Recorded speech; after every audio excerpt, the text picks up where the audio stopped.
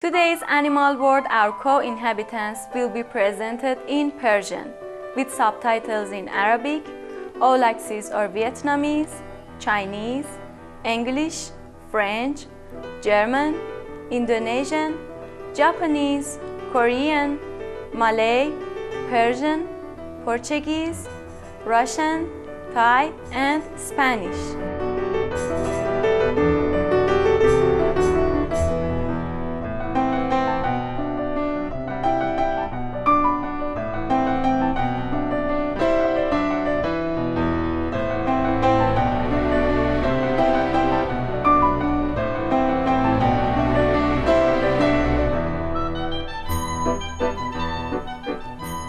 گذشته باشکوه ایران به عنوان منزلگاه یکی از کهن‌ترین تمدن‌های جهان در مردم باوقار و میراث فرهنگی غنی آن بازتاب یافته است.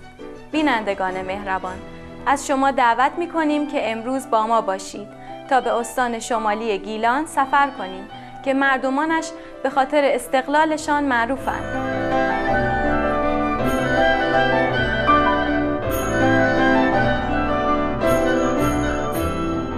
در مرکز این استان رشت دو برادر مهران و مهرداد هوشمند را ملاقات خواهیم کرد که معنای واقعی قوت اراده را با انتخاب شجاعانه شیوه زندگیشان نشان دادند. در 25 ژوئن 2008 سوپریم مستر تلویزیون نامه‌ای از طرف مهران خطاب به استاد اعظم چینگهای دریافت کرد. گزیده از این نامه را اکنون خواهیم داشت. استاد چینگهای، با سلام و عرض ادب خدمت شما بسیار سپاسگزار و متشکرم به خاطر اینکه روش ارتباط با خدا را در اختیار همه ما مردم دنیا قرار دادید تا آنهایی که واقعا حقیقت را درک می کنند از دایره جهالت خارج شوند و به سوی بهشت ابدی نزدیک شوند. استاد، از زمانی که با کار و نحوه آموزش و صحبت‌ها و نحوه تفکر بسیار محبت آمیز شما نسبت به همه موجودات آشنا شدم، هر روز بیشتر تحت تاثیر قرار گرفتم. زیرا از قبل دارای یک دامداری صنعتی گاوهای شیری بودم و برای آن تا 50 سال آینده برنامه ریزی داشتم. ولی صحبت‌ها و کلام شما چنان در من اثر گذاشت که از 6 ماه قبل شروع به گیاهخواری به صورت کامل نمودم.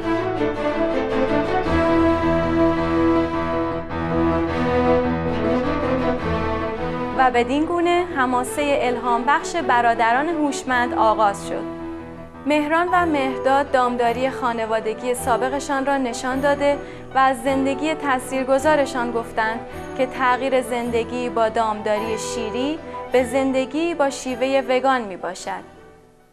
مکانی رو که هم اکنون ملاحظه می‌فرمایید روزی جایگاه پرورش دام بوده و در این مکان ما در حدود 40 رأس دام پرورش میدادیم، دام شیری، و تولیدات خودمون رو برای عرضه به کارخونه ها ارسال میکردیم و در ابتدا از این کار خیلی راضی بودیم چون فکر میکردیم که به نحوی داریم خدمت میکنیم به جامعه. اما به مرور زمان با توجه به برخوردهایی که پیش اومد در طول پرورش دام متوجه شدیم که این دام ها برای اینکه بخوان شیر زیادی به ما عرضه بکنن متحمل فشار بسیار زیادی میشن. از نظر استانداردهای جهانی دامداری شیری آنها از لحاظ عملکرد نسبتاً کوچک بود. پس از آنکه آنان به طور اتفاقی سوپریم مستر تلویزیون را تماشا کردند، این برادران خوشقلب دریافتند که حتی در دامداری خانوادگی آنها گاوها رنج زیادی را متحمل می‌شوند. با شیردوشی پیوسته هر روزه، کم تحرکی و شرایط زندگی در فضای کم، گاوهای شیری مکرراً بیمار می‌شدند.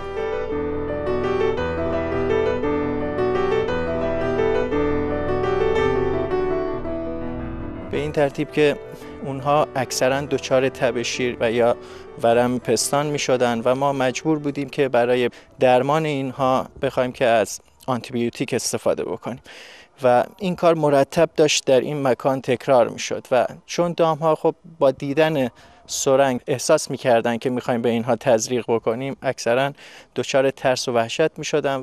در دراز مدت دچار انواع بیماری‌های مختلف میشد که حتی با تزریق انواع آنتی بیوتیک حیوان جواب نمیداد. یعنی انواع مختلفش آنتی بیوتیک میزدیم، حیوان نمیتونست سرپا باشه و دچار مرگ میشد.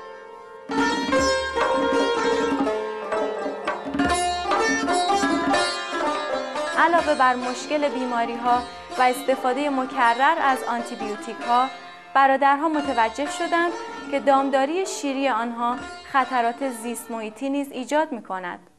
با توجه به بارندگی‌های شدیدی که اینجا داریم، اون مدفوع شسته میشه و اون املاح همراه با اون به داخل زمین نفوذ میکنه و 100% موجب آلودگی آب‌های زیرزمینی میشه. جنبه‌های دیگر زندگی با داشتن یک دامداری شیری نیز وجود داشت که مهداد آنها را ناراحت کننده می‌یافت. گوسالهایی که به دنیا می اومدن اینا رو می‌بردیم یه جایی از مادرشون دورشون می‌کردیم و مادرشون رو نمی‌دیدن، بهشون شیر میدادیم تا بزرگ بشن. انواع کنسانترها رو بهشون میدادیم، علوفه بهشون میدادیم، یونجه بهشون میدادیم. داروهایی که بهشون تزریق می‌کردیم تاثیرات خیلی بدی داشت. برای دامدار منفعت داشت ولی برای دام حیوان ضرر داشت. گاوهای بیگناه از طرق دیگر نیز زجر می‌کشیدند. گاوها دائما دچار کمبود کلسیم بودند، چرا که مرتباً باید باردار می‌شدند و مجبور بودند که مقادیر فراوانی شیر تولید کنند. در نتیجه گاوهای مادر به طور معمول دچار شکستگی استخوان لگن و پاها می‌شدند.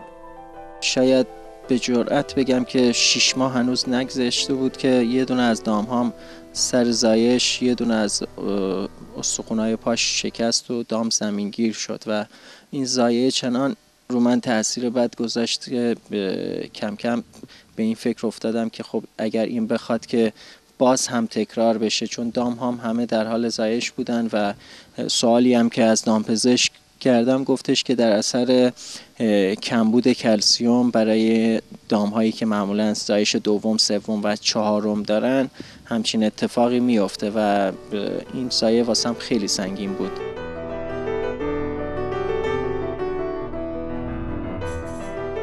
تحقیق انجام شده توسط پروفسور کریستین نیکول از دانشگاه بریستول انگلستان نشان می‌دهد که گاوها زندگی احساسی قوی و پیچیده‌ای دارند.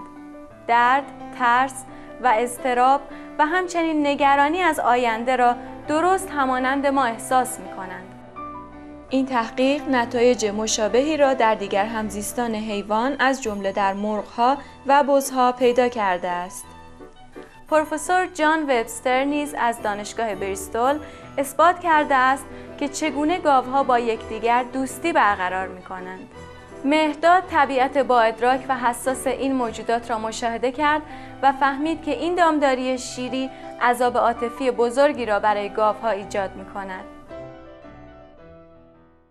شاهد بودم که حیوانات تشخیص میدن که بین یک دامپزشک و یک کسی که اونجا کار میکنه تشخیص میدن و حالشون هستش، یک احساس خیلی خوبی دارن نسبت به قوه تشخیصشون با انسان‌ها یکی هستش. به نظر من اونجا من شاهد بودم که حیوانات تو رنج و عذاب بودن و زمانی که حیوانات رو برای فروش میبردیم اینا ما رو یه طوری نگاه میکردن که یکی از اعضای خانواده ما میخواست بره و من اون صحنه ها رو نمیتونستم تحمل کنم. اون صحنه ها برام یک عذاب بود.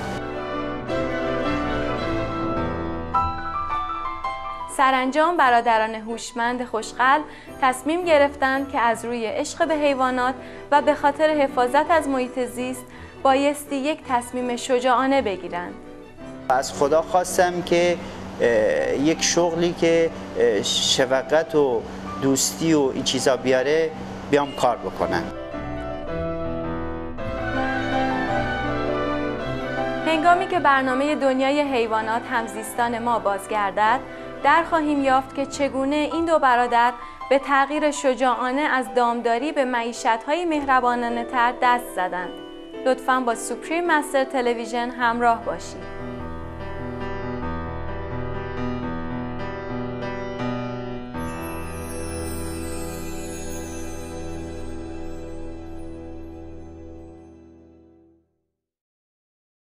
هر چقدر که انسان‌ها گوشت بیشتری مصرف میکنن خودش انگیزه میشه برای دامپرورا که بخوان تولید بیشتری داشته باشن و هر چقدر ما بخوایم از اون میزان مصرف گوشتمون کم بکنیم در نتیجه تاثیرش رو روی دامپرورا میذاره و به این ترتیب اونا سعی میکنن که تولیداتشون رو پایین بیارن چون عرضه و تقاضا اینا به نحوی به هم وابسته هستن. دامدارای دیگه خب با توجه به بالا بردن اطلاعاتشون و بالا بردن میزان آگاهی اونها از محیط اطراف اونها و همچنین اینکه چه تأثیرات بدی میتونه که اون شغل دامداری اونها بر روی محیط و جامعه و کل مردم جهان بذاره، خب این کم کم میتونه که روی دامدارها تأثیر بذاره که اونها هم بخوان به امید خدا در آینده شغل خودشون رو تغییر بدن.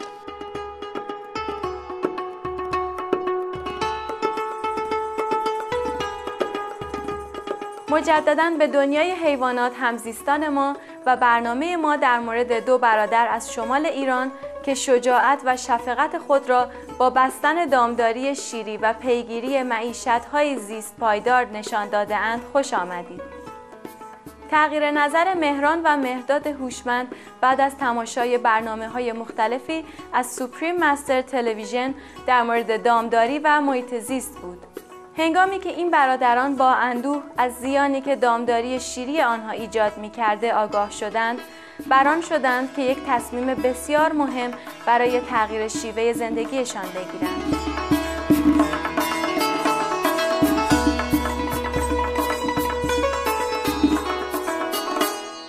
این تصمیم رو با خانواده‌تون گرفتین؟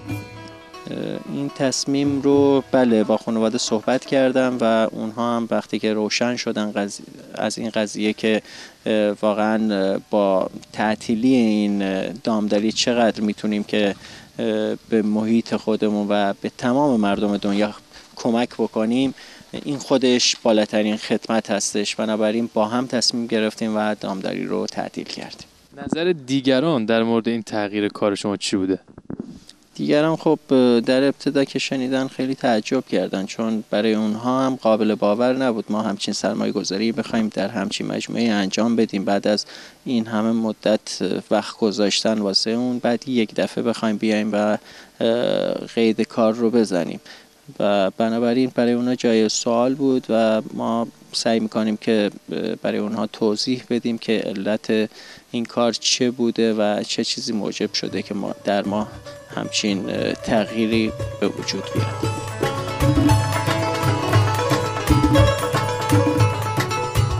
یک تصمیم با شفقت باعث یک تصمیم دیگر شد و دو برادر مصمم شدند که رژیم غذایی وگان را برگزینند. آیا از موقعی که تغییر رژیم دادید گیاهخوار شدید و وگان شدید سالمتر هستید از نظر فیزیکی و همینطور از نظر روحی و معنوی؟ احساس خیلی خوبی دارم. احساس میکنم که دیگه اون شفقتی که نسبت به دیگران خیلی بیشتر شده. زمانی که آدم گیاهخواری میکنه خیلی ارتباطش با هم نوعانش بهتر میشه و این احساس شروع شده. احساس خیلی خوبی هستش. من دوست دارم همه مردم جهان این رو تجربه بکنن که گیاهخوار بشن، سیاره رو نجات بدیم. علت گیاهخوار شدن تو چی بوده؟ همینطور وگان بودن شما؟ با توجه به همون آزار و اذیتی که ما می‌دیدیم که حیوانات داخل دامداری دارن میشن و حیوانایی که توی دست و بال خودمون پرورش پیدا میکنن بعد اونها رو باید بفرستیم واسه قصابی و اینا کشتارگاه که کشتار بشن که بعد میخوایم از گوشت اونها استفاده بکنیم و از یک سمت هم با توجه به این که اون میزان آگاهی ما بالا رفت نسبت به این که چقدر میتونه که استفاده از این گوشت و اینا بابت برای بدن انسان ضررهایی رو که به دنبال خودش داره این و همچنین تخریبی رو که برای محیط زیست میشه گفتش که به وجود میاره، اینها باعث شد که من مصرف گوشت و لبنیات اینها رو بذارم برای همیشه کنار. از زمان ترک کسب و کار دامداری شیری، این دو برادر از طریق شغل‌های زیست محیطی امرار معاش می‌کنند. مهران برای اداره کل محیط زیست استان گیلان به عنوان متخصص محیط زیست کار می‌کند. او مسئول محافظت از مرداب انزلی و حیات وحش آن در مقابل ماهیگیری و شکار میباشد. مهرداد با اشتیاق فراوان شغل جدید کار در یک رستوران وگان تازه تأسیس به نام کلبه محبت را پیدا کرده است. این اولین رستوران وگان در سراسر ایران است.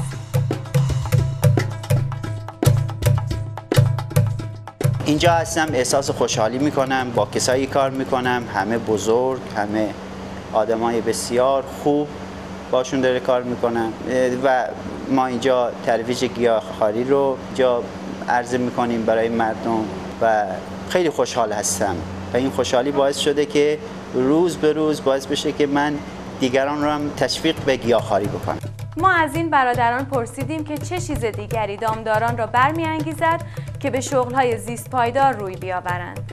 فکر کنم بهترین چیزی که میتونه جایگزین اون بشه این هستش که یک شغل مناسبی در همون مکان به دامدار پیشنهاد بشه که بتونه از همون فضا و مکانی که داره بتونه یک درآمدی معادل همون درآمد دامداری خودش داشته باشه. مطمئن باشید که این میتونه که بسیاری از دامداری‌ها رو حداقل تشویق بکنه که بیان و شغل خودشون رو تغییر بدن. من از تمام دامداری‌ها خواهش میکنم که این کشتار رو پایان بدن، گیاهخواری رو ترویج بکنن که باعث بشه که این سیاره ما سالیان سال باقی بمونه. من از همه مردم خواهش میکنم که گیاهخوار بشن، حافظ محیط زیست باشن تا بتونیم سیاره ما رو نجات بدیم، چون گیاهخواری منفعت خیلی زیادی داره در زندگی آدم.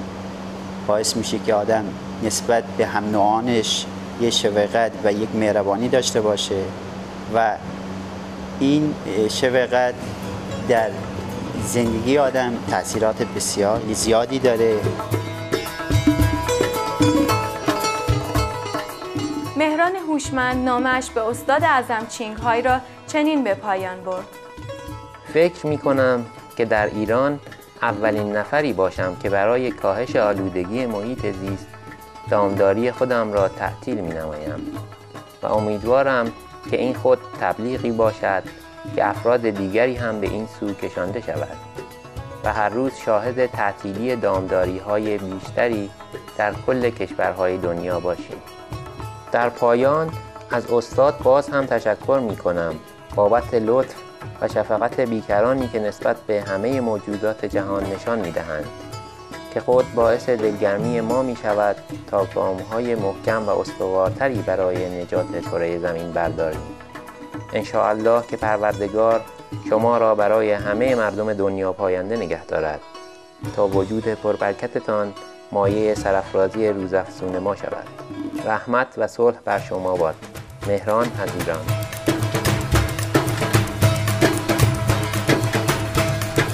در خلال جشن دومین سالگرد سوپریم مستر تلویزیون، استاد اعظم چینگهای نامه تاثیرگذار مهران را برای مهمانان حاضر بازگو کردند. ایشان این سخنان تحسین‌آمیز را به خاطر الگوی شریف شجاعت و شفقت وی بیان نمودند. I want to reply to this person in a much more affectionate way, but I was running out of words. So I would just tell her something like, oh, I love you and God bless you, you're so wonderful. But I don't feel that I have enough words for it. I was so touched, so happy. به خاطر ترغیب آنها والدین و دو خواهر مهران و مهرداد نیز رژیم گیاهخواری را برگزیدند. اکنون در محل کار همکاران مهران به هنگام صرف نهار غذای گیاهی صرف می‌کنند، در حالی که بعضی از آنها علاقه‌مندند که کاملاً گیاهخوار بشوند. برادران هوشمند قهرمانانی هستند که برای سیاره مشترکمان، برای برادران حیوانمان و برای بشریت کار می‌کنند. شجاعت آنان نمایانگر آرامش قلبی و آرامش وجدان آنهاست که برای همشهریانشان بسیار با ارزش میباشد. ما از مهران و مهرداد هوشمند و تمام دامداران سراسر جهان که این تحول را از دامپروری به اشتغال‌های دلسوزانه تر انجام داده اند قدردانی می‌کنیم. دلهای مهربان و اقدامات فداکارانه شما متبرک باد.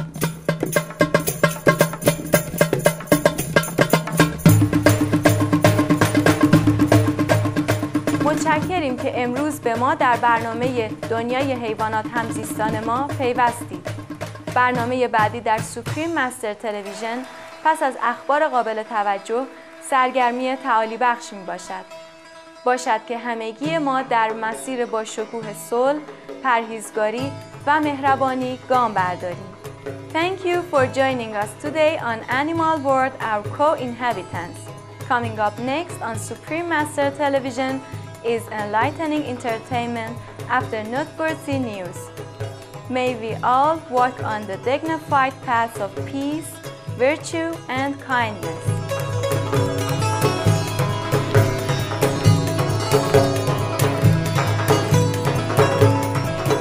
For more details, please visit www.suprememastertv.com/AW.